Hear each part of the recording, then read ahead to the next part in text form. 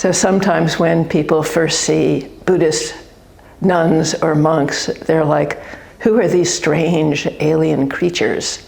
So people may ask, what does it mean to be a Buddhist nun? What does it mean to be a Buddhist monk? And how do we become a Buddhist nun, a Buddhist monk, if we so wish? So with everything, it does start with a wish. So for myself, I was initially just attracted to the image of Buddha, that peaceful aspect, that contentment, that simplicity.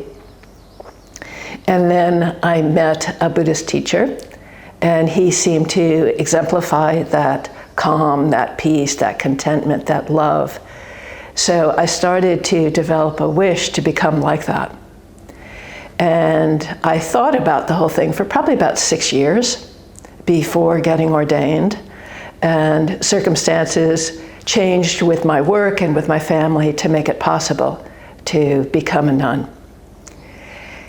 And at first I was just looking for simplicity, I think, and peace of mind, to be a good person. But then over time also, I realized it had a beneficial impact on others, like my family. So my family, we're very close. I'm close to grandchildren, siblings, and we really enjoy and respect and love each other. So sometimes people think being a Buddhist nun or monk means you're not close to your family, but that's been the opposite for me. Actually, we've drawn closer over the years.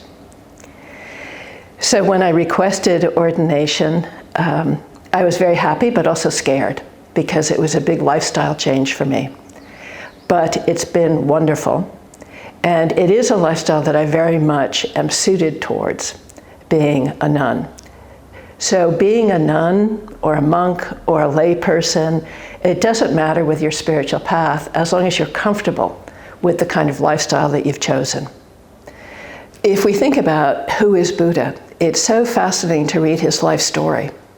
One of the things that happened in his life story was that actually he became discontent with his lifestyle.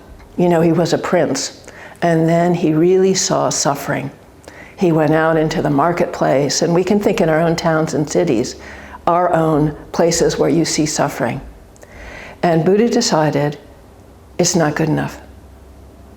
Suffering is not acceptable. And he thought, I have to find a solution.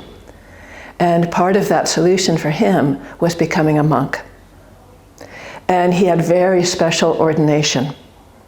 And you can read about how he ordained himself if you look in the book Modern Buddhism, Who is Buddha, and his life story.